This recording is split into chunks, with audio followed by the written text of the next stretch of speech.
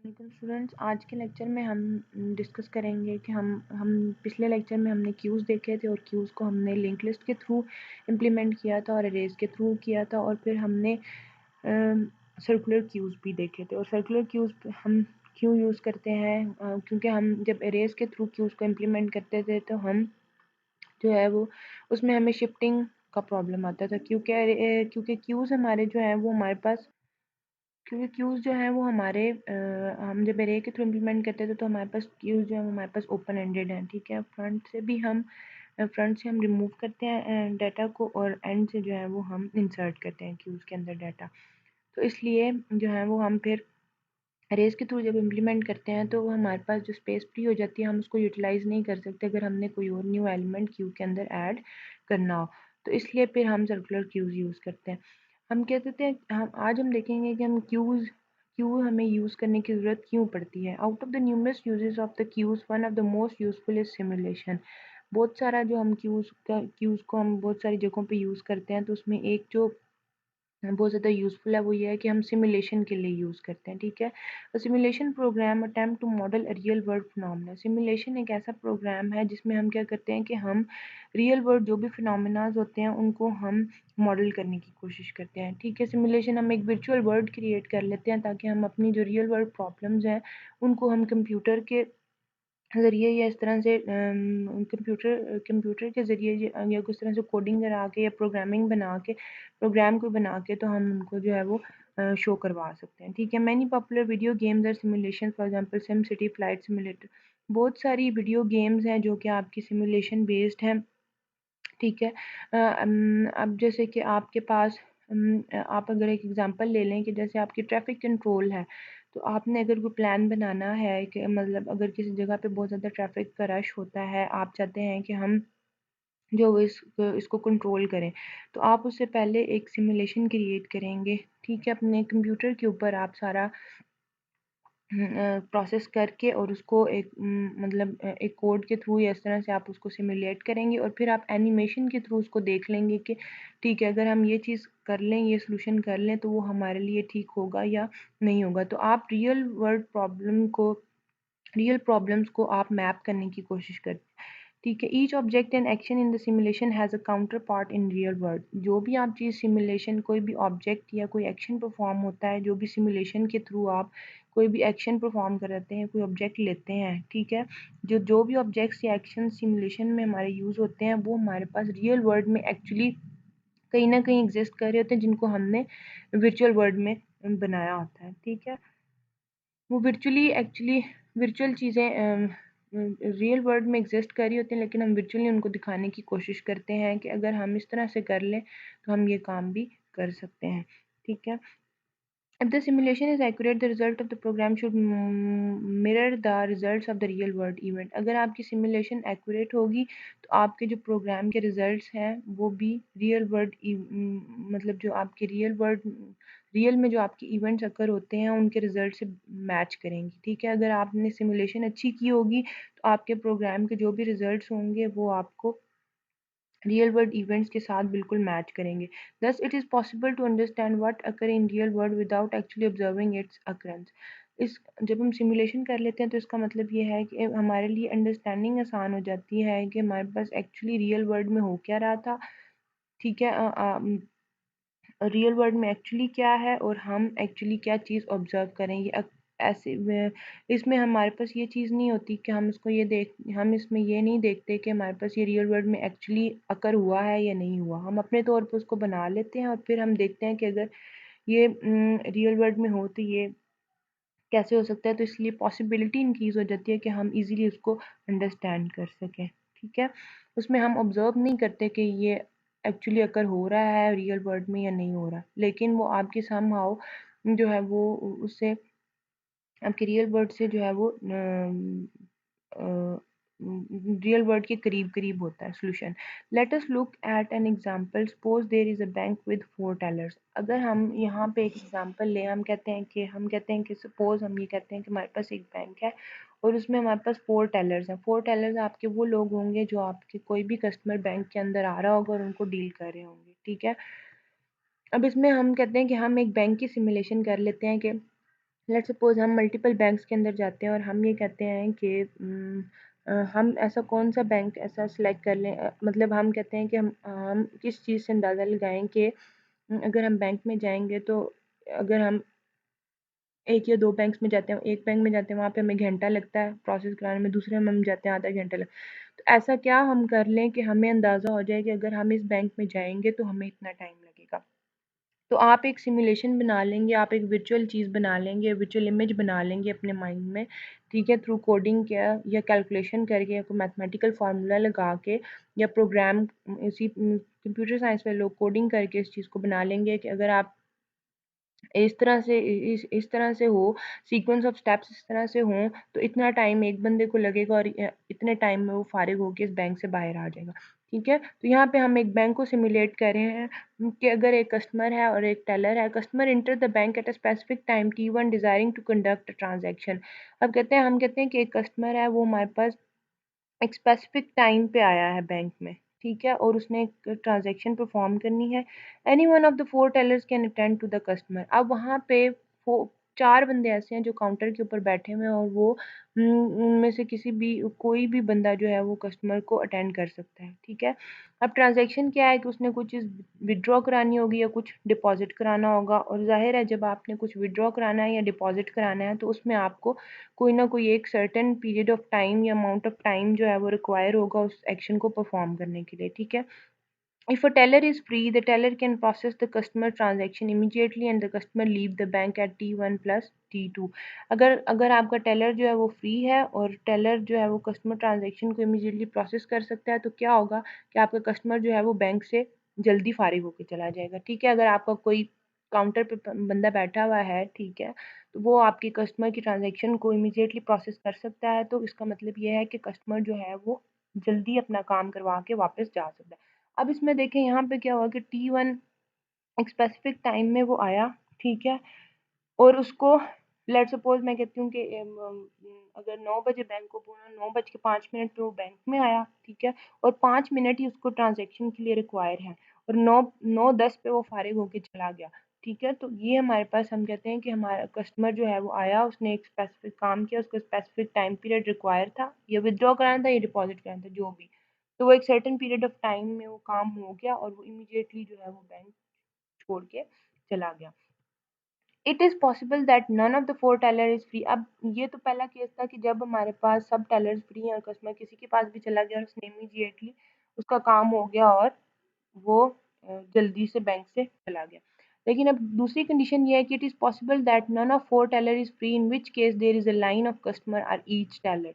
अब इसमें क्या है कि ये भी पॉसिबल हो सकता है कि ये भी पॉसिबल है कि चारों टेलर्स में से कोई भी फ्री ना हो, ठीक है, और हमारे पास हर टेलर के पास कस्टमर्स की लाइन लगी हो, ठीक है।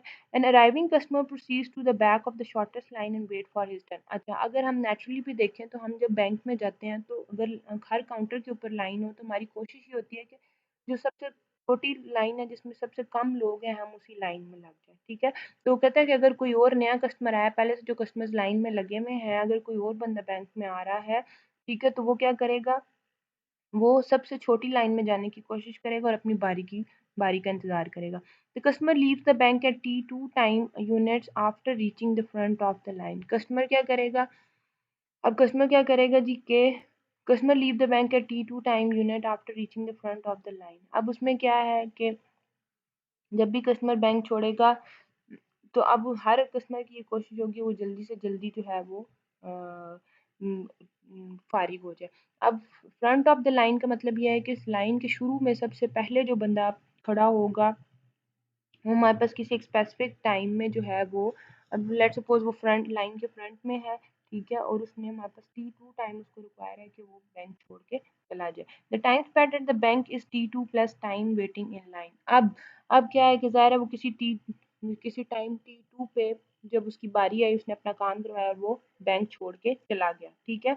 अब हमारे पास हम टोटल टाइम कैसे उसका निकालेंगे कि कस्टमर ने जितना टाइम स्पेंड किया था बैंक में।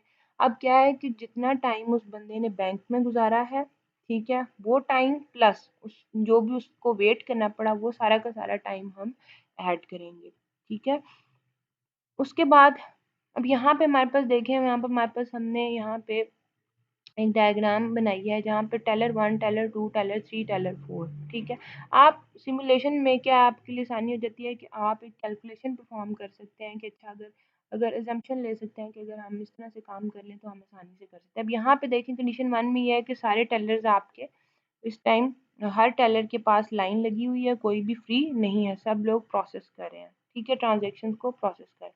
अब सेकंड में क्या हुआ हमारे पास कि हमारे पास 2 कस्टमर्स और आ गए। अब सब ने देखा कि यहाँ पे हर लाइन में तो 3-3 बंदे खड़े हैं, तो वो किसी भी लाइन में घुस गए। ये वाला कस्टमर जो है वो टेलर 1 के पास चला गया और ये वाला जो है वो टेलर 3 के पास चला गया। अब यहाँ पे ये जो 4 लोग हैं, ये हमारे पास प्रोसेस करवा रहे हैं, ये हमारे पास फ्रंट ऑफ द लाइन में है, ठीक है। तो ये किसी एक स्पेसिफिक टाइम पे अपना जब इनकी ट्रांज़ैक्शन कंप्लीट हो जाएगी तो ये अपना बैंक जो है वो किसी टाइम फ्रेम में छोड़ के चले जाएँगे। अब यहाँ पर क्या हुआ, यहाँ पे देखें, अभी यहाँ पे क्या हुआ हमारे पास, यहाँ पे हमारे पास टेलर 1 में जब आए तो हमारे पास ये वाला कस्टमर जो है वो इस टाइम फ्री हो गया। अब इस लाइन के अंदर हमारे पास 3 बंदे हैं, यहाँ पे भी 3 है, यहाँ पे 4 है और यहाँ पे 3 है। अब हमारे पास क्या होगा, जो यहाँ पे हमारे पास है पर्सन, अब यहाँ से एक बंदे की बारी, एक बंदा फिर आगे जाएगा, ठीक है, अब उसकी बारी है, वो फ्रंट ऑफ द लाइन। अब यहाँ पे हमारे पास 2 लोग रह गए हैं लाइन में। अब ये हम अपनी ट्रांजेक्शन प्रोसेस कराएगा तो ये भी किसी टाइम फ्रेम में जो है वो छोड़ के चला जाएगा। अब यहाँ पे जो हमारे पास टेलर 3 के पास एक पर्सन था, उसने सोचा कि वो क्या उसने क्या किया, उसने कहा कि जो सबसे छोटी लाइन है मैं उसमें चला जाता हूँ। वो यहाँ से निकला और यहाँ पे चला गया। अमूमन हम भी ऐसे करते हैं कि हम अपनी लाइन्स चेंज कर लेते हैं कि हम जो है वो जल्दी हमारा काम हो जाए, ठीक है। अब जो है वो हमारे पास क्या है कि सिमुलेशन, जब हम सिमुलेशन को मॉडल करते हैं, ये वैसे डाटा स्ट्रक्चर का पार्ट नहीं है लेकिन हम इसको थोड़ा सा कॉन्सेप्ट समझ रहे हैं कि सिमुलेशन बेसिकली होती क्या है। सिमुलेशन मॉडल में क्या है, हमारे पास 2 common models of simulation are time based simulation and event based simulation. अब इसमें क्या है, हमारे पास सिमुलेशन मॉडल जब हम डिस्कस करते हैं तो हम कहते हैं हमारे पास सिमुलेशन के 2 बहुत कॉमन मॉडल्स हैं, जिसमें हम कहते हैं कि हमारी टाइम बेस्ड सिमुलेशन होती है और इवेंट बेस्ड सिमुलेशन होती है। टाइम बेस्ड सिमुलेशन क्या है, time based simulation we maintain a time और a clock. Time based simulation में हम क्या करते हैं कि हम एक टाइमलाइन बना देते हैं या एक क्लॉक हमारे पास होती है कि इस टाइम पे तक इस बंदे का काम खत्म हो जाएगा। Clock takes things happen when the time reaches the moment of an event. अच्छा, जब क्लॉक चलती रहती है, जब उसका टाइम खत्म हो जाता है, लेट्स सपोज एक बंदे की ट्रांजैक्शन है, वो आया है 9:05 में और 5 मिनट में उसकी ट्रांजैक्शन कंप्लीट होनी है, 9:10 पे उसने वापस जाना है। जब क्लॉक क्लॉक जो है वो 9:10 तक पहुंच जाएगी तो इसका मतलब है कि उसका डिपार्चर का इवेंट अकर हो जाएगा, ठीक है। तो इसका मतलब time to occur to the event. तो आपके पास, ठीक है, उसके बाद क्या है, consider the bank example, all tellers are free. अब हम कहते हैं हम टाइम ले हम पहले सिंपल सिमुलेशन देख रहे थे कि सिमुलेशन सिंपल बेसिकली हम क्या करते हैं, हम एक जो है वो इमेजिनरी चीज़ जो है वो अपने माइंड में बना लेते हैं। उसमें क्या है कि टाइम बेस्ड सिमुलेशन अगर हम देखें तो उसमें क्या है कि हम कहते हैं हम बैंक की एग्जांपल ही ले रहे हैं और हम कहते हैं कि स्टार्ट में सारे के सारे टेलर्स फ्री हैं, ठीक है। Customer C one comes in at time 2 minutes after bank open. एक C1 कस्टमर है जो हमारे पास कब आया, बैंक ओपन होने के ठीक 2 मिनट बाद आ गया, ठीक है। इस transaction withdraw money will require 4 minutes. उसकी ट्रांजेक्शन, उसने मनी विदड्रॉ करवानी थी, उसको 4 मिनट्स रिक्वायर थे। एक और कस्टमर आया C2 arrive 4 minutes after the bank open. उसने क्या किया, वो एक कस्टमर C2 आया, जब बैंक को ओपन हुए 4 मिनट हो गए तो वो आ गया और उसकी ट्रांजेक्शन को कितने मिनट रिक्वायर थे, 6 मिनट्स रिक्वायर थे। Customer C3 arrives 12 minute after the bank open and need 10 minutes.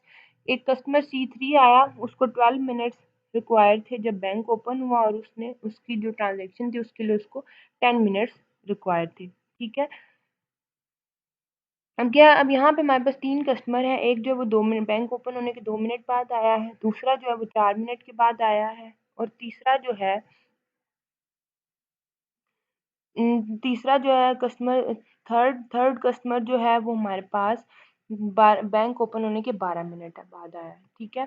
अब हम अगर टाइम बेस्ड सिमुलेशन देखें तो हम कहते हैं कि हम टाइम के हिसाब से, टाइमलाइन के हिसाब से इवेंट्स को जो है वो मार्क कर लेते हैं। अब हमारे पास क्या, कस्टमर C1 जो है वो बैंक ओपन होने के 2 मिनट बाद आया, ठीक है। अब कस्टमर 2 जो है वो हमारे पास 4 मिनट के बाद आया।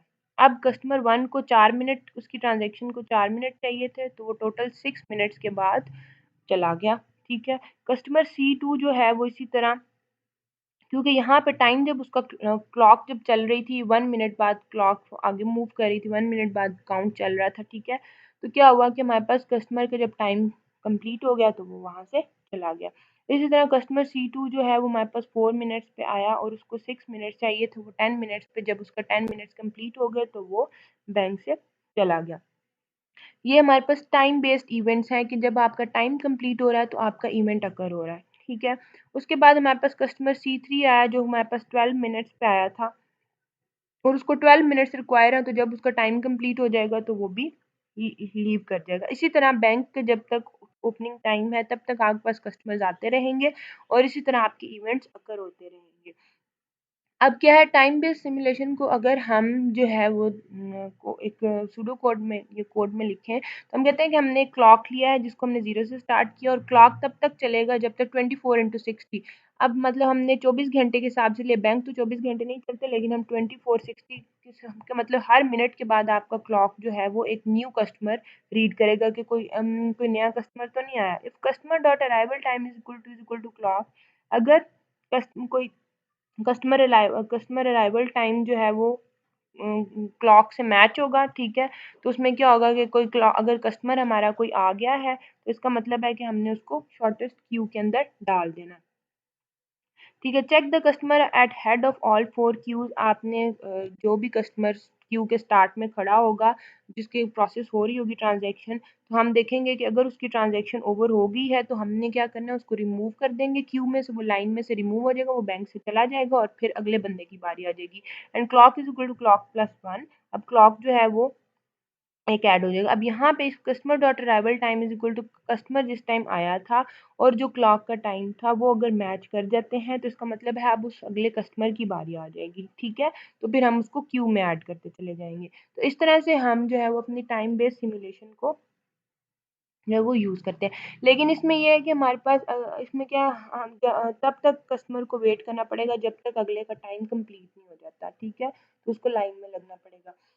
अब एक दूसरा मॉडल ये है, do not wait for the clock to tick until the next event. इसमें क्या है कि जब तक क्लॉक टिक करेगी तो हमारे पास इवेंट अकर होगा। ठीक है, अब इसमें क्या है कि इवेंट बेस्ड सिमुलेशन में क्या होता है कि हमें क्लॉक के चलने का इंतजार नहीं करना पड़ता कि जब तक क्लॉक जो है वो टिक करती रहे, और don't wait for the clock to tick until the next event, जब तक हम इसमें क्लॉक के टिक का होने का वेट नहीं करते। ठीक है, कि क्लॉक जब टिक होगी, जब टाइम कंप्लीट होगा, फिर नेक्स्ट इवेंट अकर होगा।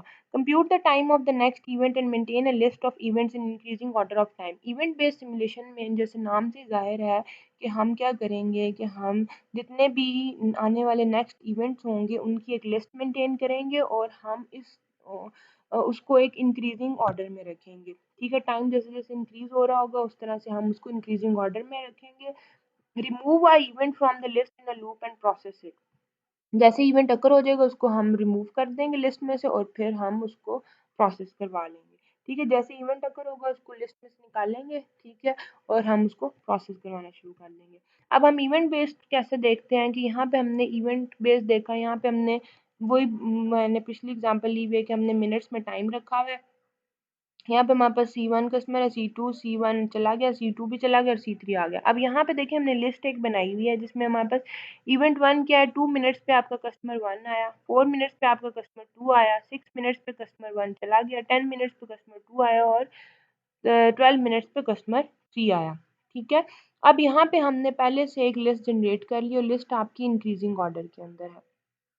ठीक है, आपके पास जैसे जैसे अब यहाँ पे C1 जो है वो 2 मिनट पे आया और उस 4 मिनट के बाद C2 भी आ गया। ठीक है, अब 6 मिनट्स के बाद आपका C1 चला गया। अब इसका मतलब है कि 6 मिनट्स के बाद जैसे ही बैंक ओपन हुए, सिक्स मिनट्स के बाद जो है वो C1 का काम खत्म हो जाएगा, तो हमने इवेंट जनरेट कर लेना है कि C1 का डिपार्चर हो जाएगा। ठीक है, C1 का डिपार्चर इवेंट जनरेट हो जाएगा, इसका मतलब है C1 वहाँ से आउट हो जाएगा और उसको हम लिस्ट से निकाल देंगे। इसी तरह C2 4 मिनट्स में आया, उसने 10 मिनट्स में आउट होना है, जैसे 10 मिनट्स होंगे हमने पहले से कैलकुलेशन की होगी, फ़ौरन हमारा इवेंट जनरेट होगा, C2 आपका लिस्ट में से आउट हो जाएगा और जो है वो डिपार्चर इवेंट जनरेट हो जाएगा। तो इस तरह से हम इवेंट बेस्ड सिमुलेशन में काम करते हैं। इसमें हम क्या करते हैं, maintain a Q of events, जैसे मैंने पीछे डायग्राम में दिखाया हुआ है कि हम एक इवेंट्स की क्यू मेंटेन कर लेते हैं। Remove the event with the earliest time from the Q and process it. अब क्या है कि हम उस इवेंट को क्यू में से रिमूव कर देते हैं जिसका टाइम जो है वो हो गया, या जिसका टाइम पहले टाइम है, ठीक है, जिसका टाइम पहले कंप्लीट होना है, जिसका प्रोसेस पहले कंप्लीट होना है, ठीक है, हम उसको क्यू में से रिमूव कर देते हैं। As new events are created insert them in the queue. जैसे ही नए अगले इवेंट क्रिएट हो जाते हैं हम उनको क्यू के अंदर डाल देते हैं, या न्यू कस्टमर आ जाता है हम उनको क्यू के अंदर डाल देते हैं। A queue where the dequeue operation depends not on FIFO is called a priority queue. अब यहाँ पर एक और बात आ जाती है कि जब वो क्यू जहाँ पे हमारे पास डी क्यू ऑपरेशन जो है वो फर्स्ट इन फर्स्ट आउट पे डिपेंड नहीं करता, उसको हम कहते हैं कि ये हमारे पास प्रायोरिटी क्यू है।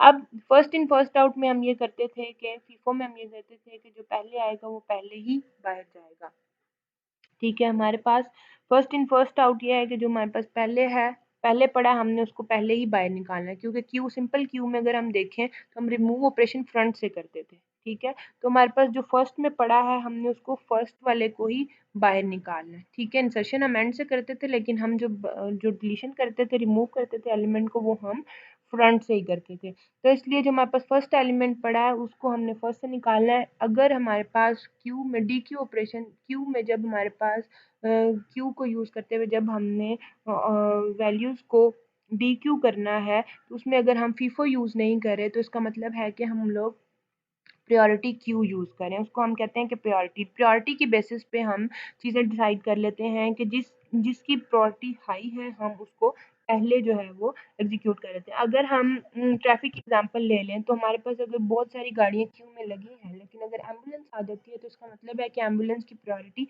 हाई है, उसको इमरजेंसी है, उसको सारी गाड़ियाँ रास्ते देंगी और उसको हम पहले एग्जीक्यूट करेंगे, ठीक है। उसके बाद अगर हमने बसेस को निकालना है तो फिर हम बसेस को निकालेंगे, फिर कार्स की बारी, और फिर बाकी चीज़ों की बारी आएगी, ठीक है। तो इस तरह से हम प्रायोरिटी सेट कर लेते हैं इवेंट्स के साथ के किस इवेंट की प्रायोरिटी हाई है तो हम उसको जो है वो एग्जीक्यूट करवा लेते हैं।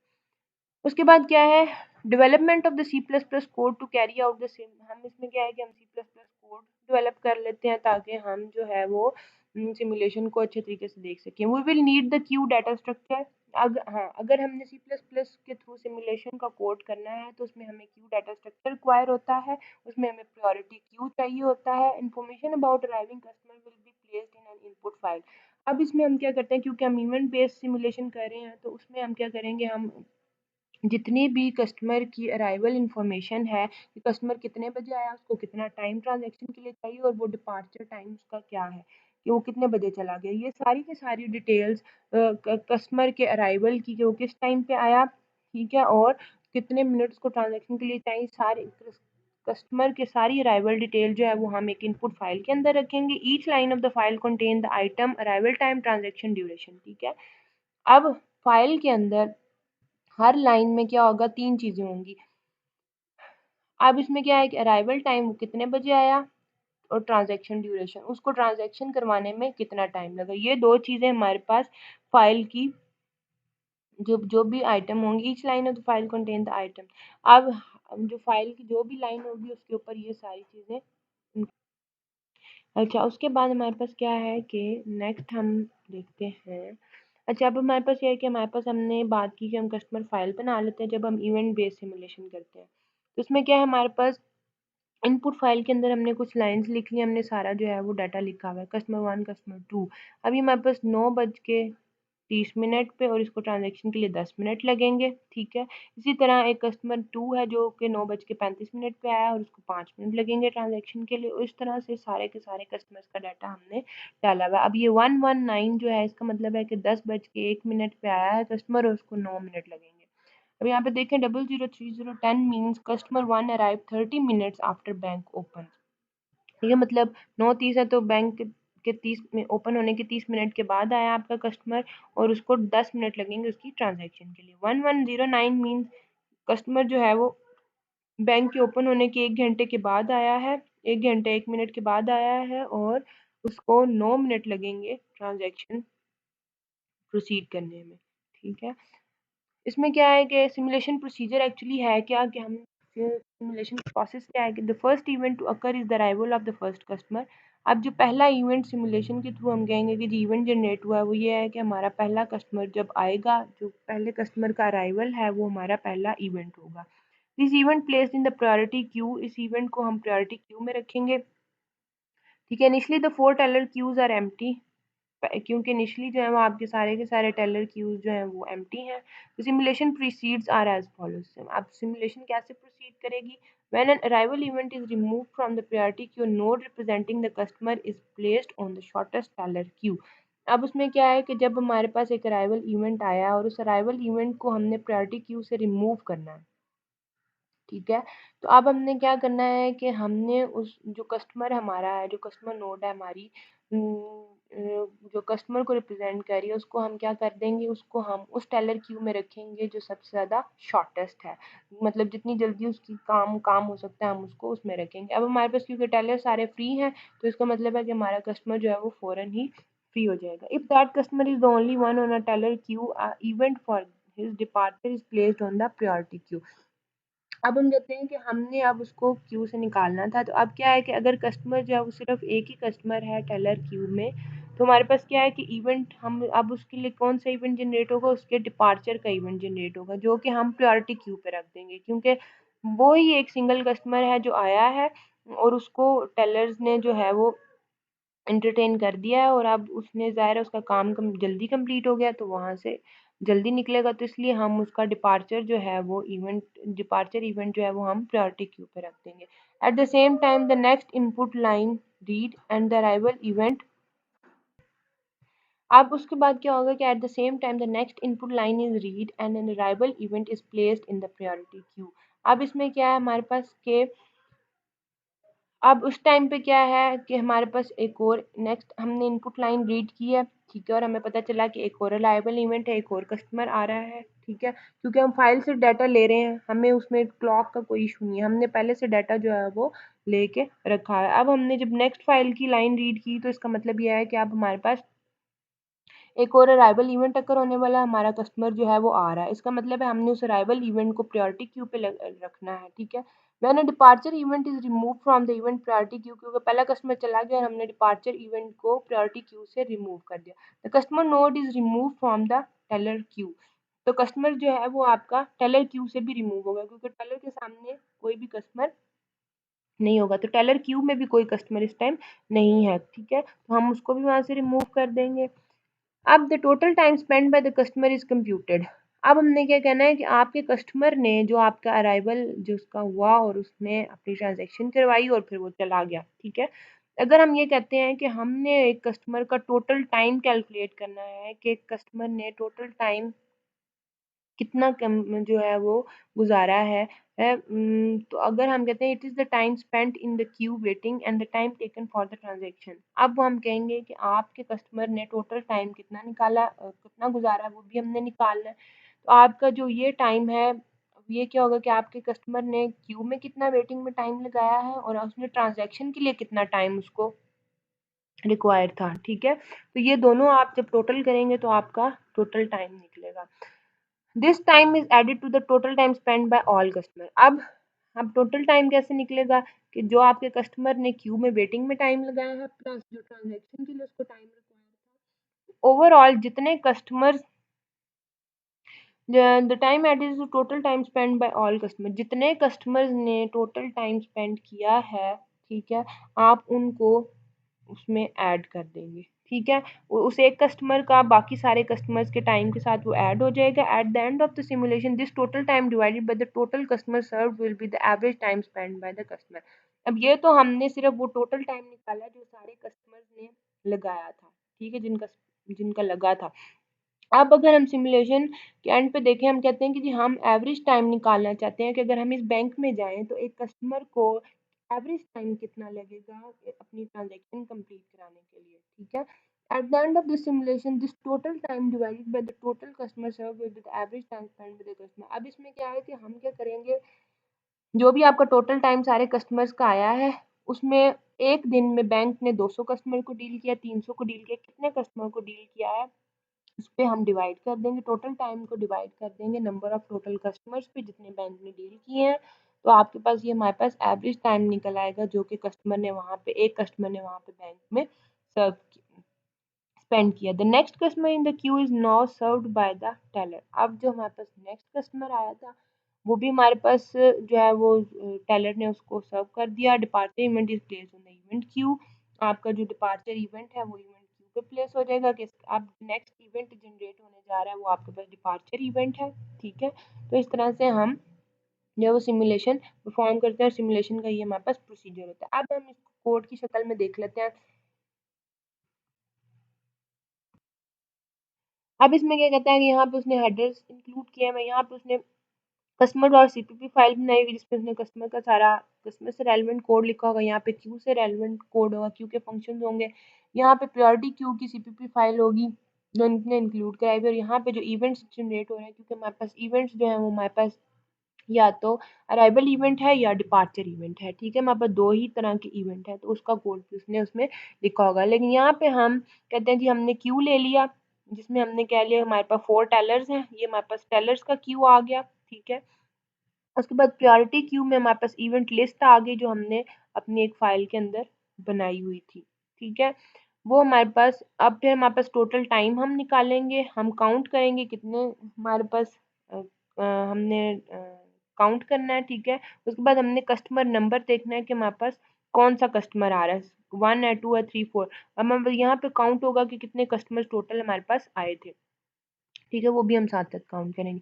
अब यहाँ पे हमने एक मेन फंक्शन लिखा है जिसमें उसने कस्टमर का एक पॉइंटर क्रिएट किया और एक इवेंट का नेक्स्ट इवेंट जो भी जनरेट होगा। ठीक है, कस्टमर जो हमारा आएगा और एक नेक्स्ट इवेंट जो भी हमारा जनरेट होना है वो इधर वो डिपार्चर है या वो अराइवल है। ठीक है, इसमें क्या ओपन कस्टमर फाइल। अब ये जो लाइन है इस stream data customer dot that iOS और इन। अब ये क्या है, ये फाइल ये लाइन क्या कर रही है कि जो भी हमारी कस्टमर की अराइवल की डिटेल हमने एक फाइल के अंदर रखी थी उस फाइल को ओपन करेगी, उस फाइल से सारा का सारा डाटा जो है वो इनपुट लेगी, रीड।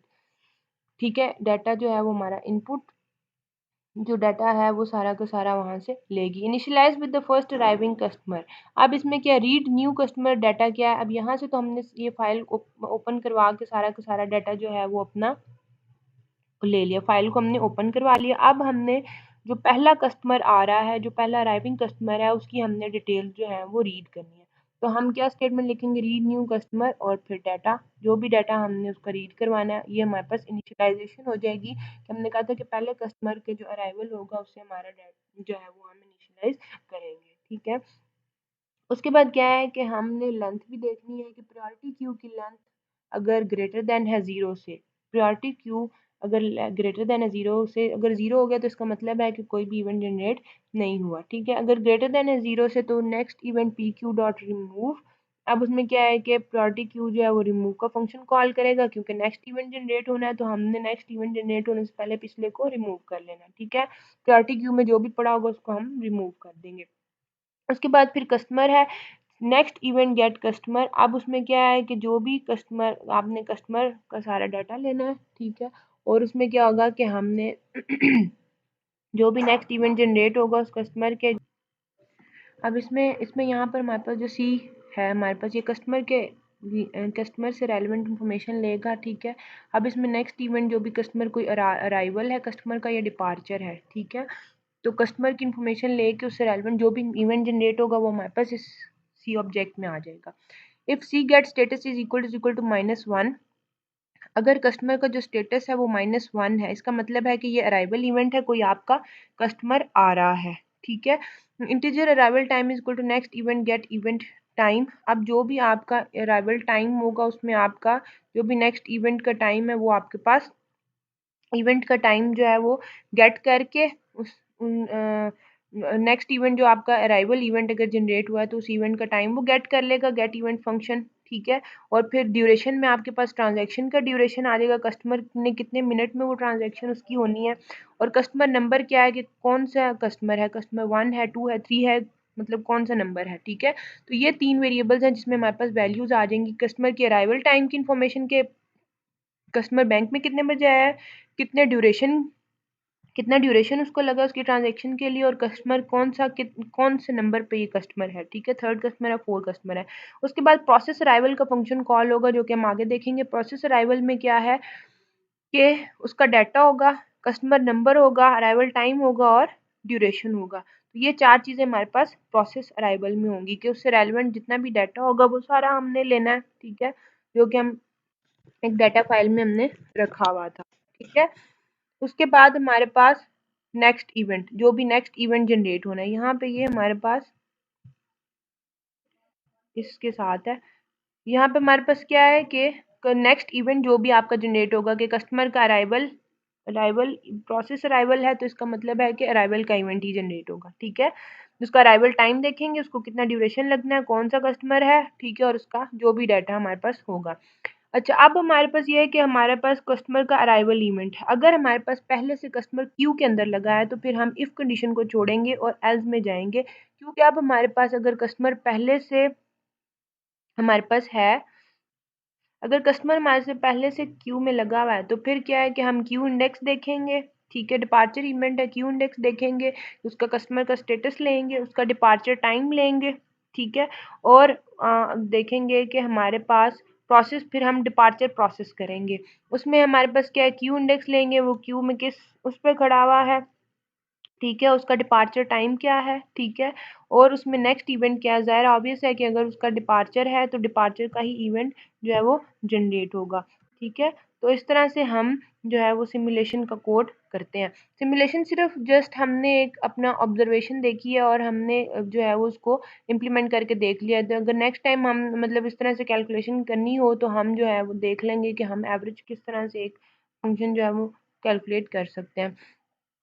हमारे पास प्रोग्रामिंग लैंग्वेज में बहुत सारी जगहों पे सिमुलेशंस और एनिमेशंस जो हैं वो यूज़ होती हैं। अब हमारे पास क्या है कि हमने कोई न्यू कस्टमर रीड करना है कि हमारे पास कोई और कस्टमर आ रहा है, तो हम वही इफ स्ट्रीम जो हमारी इफ स्ट्रीम करके इनपुट स्ट्रीम से हम डाटा लेंगे, ठीक है। इंटीजर आवर मिनट ड्यूरेशन, अब यहाँ पे क्या है कि इनपुट स्ट्रीम में हम ये फाइल जो है वो डाटा जो है वो फाइल के अंदर डाल रहे हैं, ठीक है। अब यहाँ पे क्या है कि इंटीजर आवर मिनट ड्यूरेशन, अब हमने ज़रा टाइम लेना है तो आवर्स में, मिनट्स में, और फिर उसका टोटल ड्यूरेशन लेंगे कि उसको कितना लगना है ट्रांजेक्शन के लिए।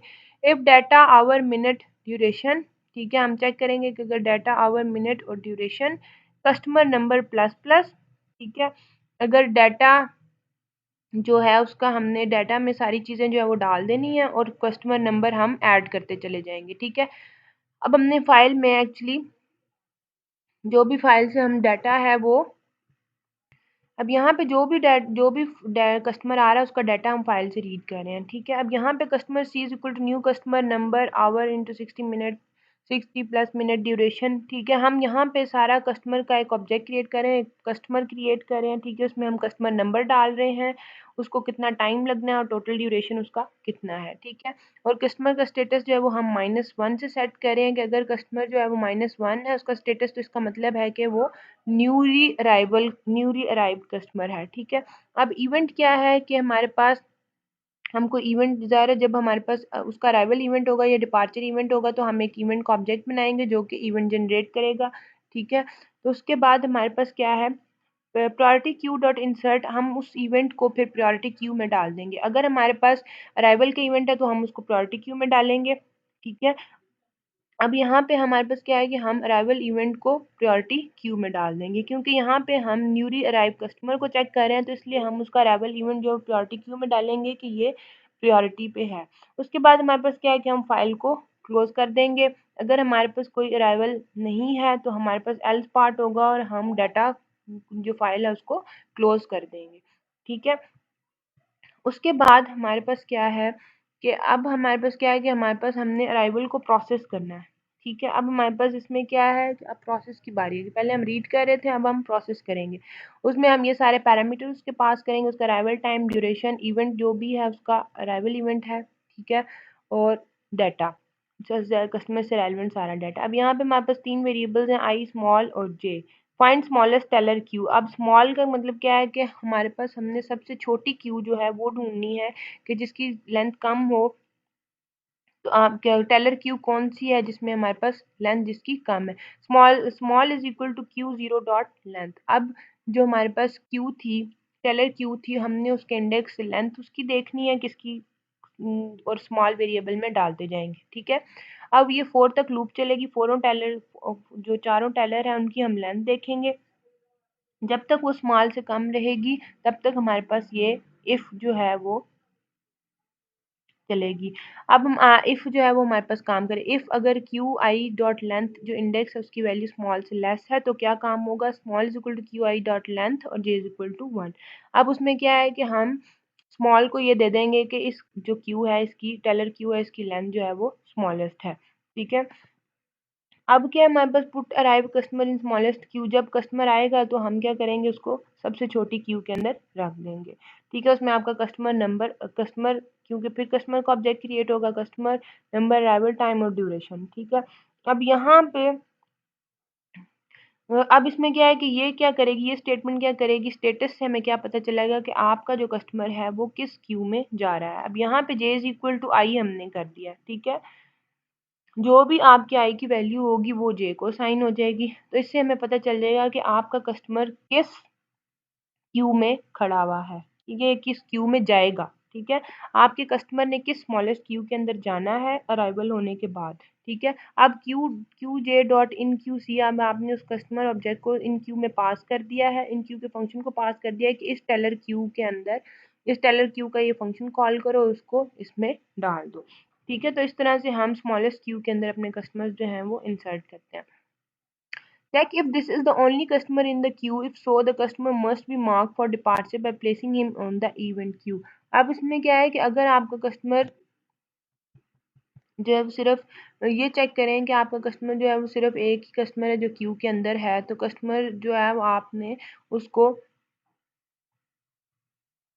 The customer must be mark for departure by placing him on the event Q. अब आपने इसमें क्या है कि आपका अगर वही कस्टमर है तो ऑब्वियस है कि वो फिर जल्दी फारिग हो जाएगा, वो एक ही कस्टमर है वो पहले डील हो जाएगा, तो वो आपका जो है वो डिपार्चर क्यू में चला जाएगा। इवेंट क्यू को हमने उसमें डिपार्चर का इवेंट जनरेट हो जाएगा और हम उसको उस इवेंट क्यू में रख देंगे।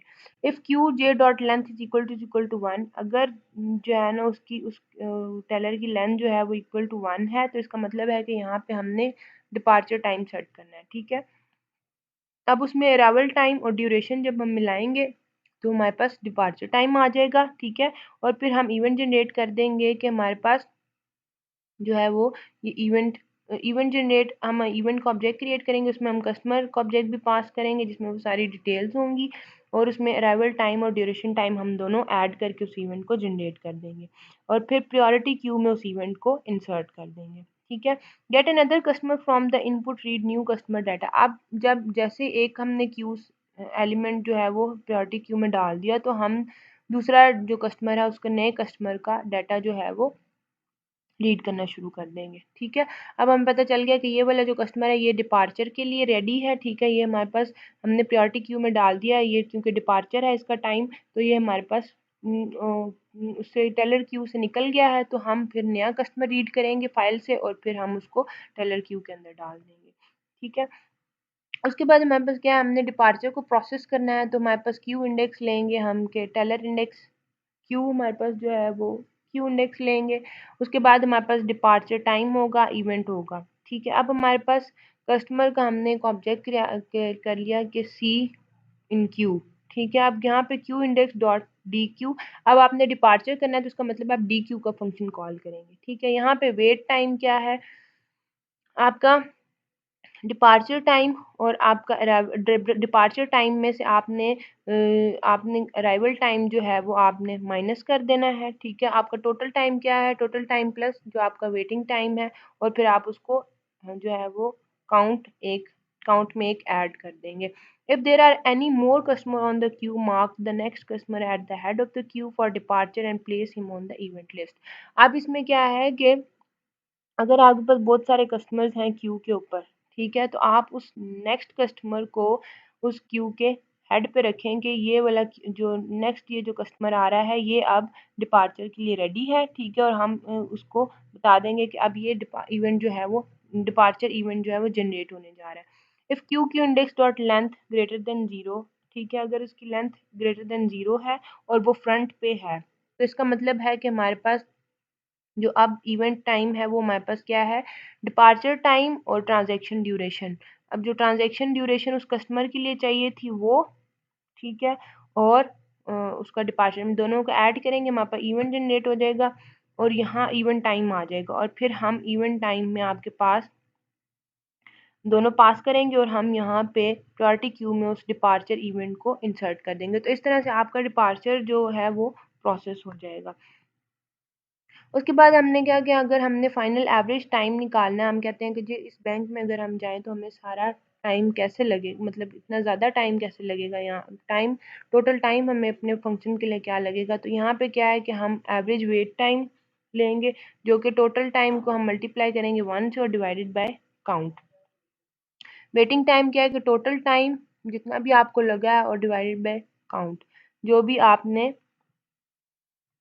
जितने कस्टमर्स जो हैं वो आपने डील किए हैं, तो आपका वेटिंग टाइम आ जाएगा। ठीक है, एवरेज वेटिंग टाइम है, जो हमने पीछे भी देखा था कि जितने कस्टमर्स को टोटल टाइम लगा है, कस्टमर का जितना भी टोटल टाइम है, ठीक है, अराइवल से लेके ट्रांजैक्शन कंप्लीट होने तक, उसको हम डिवाइड कर देंगे टोटल नंबर ऑफ कस्टमर्स पे। ठीक है, उसके बाद हमारे पास क्या प्रायोरिटी क्यू का फंक्शन है, जिसमें हमने क्या कहा जी, हमने पी मैक्स, हमने प्रायोरिटी क्यू की लिमिट रख दी कि प्रायोरिटी क्यू मैक्सिमम उसकी जो वैल्यू है वो 30 है। अब हमने यहाँ पे प्रायोरिटी क्यू का फंक्शन कर दिया। अब हमने कहा कि प्रायोरिटी क्यू का कंस्ट्रक्टर कॉल होगा, size equal to 0, rear is equal to -1। Size 0 है और रेयर जो है वो -1 है, तो इसका मतलब है यहाँ पे हमने साइज को इनिशियली 0 से इनिशियलाइज कर दिया है। ठीक है, और रेयर को हमने -1 से इनिशियलाइज कर दिया कि यहाँ पे कोई भी वैल्यू इंसर्ट नहीं हुई भी स्टार्टिंग में। डिस्ट्रक्टर प्रायोरिटी क्यू का कॉल होगा, तो इसमें क्या है कि size is equal to priority queue max. ये क्या, जब साइज और priority queue P Q max जो है वो दोनों सेम हो जाएंगे, तो या तो वो रिटर्न 1 करेगा या 0 करेगा। इसका मतलब फुल ये बताएगा कि अगर साइज और पी क्यू मैक्स एक हो गए हैं, तो इसका मतलब है या तो वो फुल है या वो फुल नहीं है। ठीक है, तो आपके पास हमने प्रायोरिटी क्यू को भी चेक करना है कि प्रायोरिटी क्यू में और वैल्यू इनकी भी गुंजाइश है या नहीं। अब उसके बाद क्या है कि हमने प्रायोरिटी क्यू से जब इवेंट को रिमूव करना है, तो हम ये सारा काम करेंगे। हम साइज चेक करेंगे, ग्रेटर देन 0 है, नोड्स को देखेंगे, event E is equal to node 0। ठीक है, उसकी लोकेशन चेक करेंगे और फिर हम साइज़ जो है वो उसमें माइनस करते जाएंगे, क्योंकि जैसे जैसे हम नोट जो हैं वो निकालते जाएंगे, तो हम साइज़ भी -1 करेंगे और रेयर को भी हम -1 करेंगे, क्योंकि रेयर भी हमारा कम होता चला जाएगा ना, क्योंकि फ्रंट से हम रिमूव करें तो हमारा रेयर भी जो है वो रेयर के साइज में भी -1 होगा। ठीक है, अब क्या होगा कि अगर साइज 0 हो जाता है और रेयर इक्वल टू -1 हो जाता है, इसका मतलब है कि इस टाइम आपका इवेंट प्रायोरिटी क्यू, जो आपका प्रायोरिटी क्यू है उसमें से हर चीज़ रिमूव हो चुकी है। इवेंट जो है वो सारे के सारे आपके प्रायोरिटी क्यू में से रिमूव हो चुके हैं, तो आपने वो इवेंट जो है वो ई जो है वो वैल्यू रिटर्न कर देनी है। जो भी नोड्स आपकी होंगी वो आप रिटर्न कर देंगे। अब यहाँ पे रिटर्न इवेंट नल, आपका जो भी इवेंट है वो आपने ये जो भी इवेंट पास हुआ है यहाँ पे वो अगर है तो वो रिटर्न कर देगा, अगर नहीं है तो वो नल रिटर्न कर देगा। ठीक है, अब यहाँ पे क्या है, count remove Q is empty. अब क्या है कि ये हमारे पास जो इवेंट क्यू होगा वो हमारा जो है वो एम्प्टी हो जाएगा। यहाँ पे हमने सारी जो है वो रिमूव कर दी है। अब यहाँ पे बेसिकली हम प्रायोरिटी क्यू में से इवेंट्स जो हैं वो डी क्यू कर रहे हैं। अब इसमें क्या है कि हम यहाँ पे इवेंट्स जो हैं वो इंसर्ट कर रहे हैं। ठीक है, जब तक फुल नहीं हो जाता रेयर को +1 करते जाएंगे, क्योंकि रेयर में हम एंड से ऐड करते हैं, और node rear is equal to e कर देंगे। साइज में हम ज़ाहिर है साइज एक एक इंक्रीज होता चला जाएगा। हाँ, प्रायोरिटी क्यू के अंदर जब भी हम वैल्यूज रखते हैं तो वो हमारी सॉर्टिंग ऑर्डर में आती है, वो चाहे असेंडिंग ऑर्डर में सॉर्ट हो या डिसेंडिंग ऑर्डर में सॉर्ट हो। ठीक है, यहाँ पे उसने लिख दिया कि sort elements in ascending order और डिसेंडिंग ऑर्डर। ठीक है, तो उसके बाद वो रिटर्न 1 कर देगा जब तक वो फुल नहीं हो जाता, तब तक वो 1 रिटर्न करता रहेगा। अगर वो फुल हो जाता है तो फिर इंसर्ट क्यू इज़ फुल। अब हम इसमें मज़ीद एलिमेंट्स ऐड नहीं कर सकते, और फिर वो क्या करेगा, लेंथ का फंक्शन कॉल कर देगा और जो भी आपके क्यू का जो है वो लेंथ होगी, साइज होगी, वो रिटर्न कर देगा। यहाँ पर तक हमारा जो क्यू का टॉपिक है वो कंप्लीट हो चुका है। ठीक है, इंशाल्लाह फिर हम नेक्स्ट लेक्चर में नेक्स्ट डाटा स्ट्रक्चर जो है वो स्टार्ट करेंगे। Thank you so much.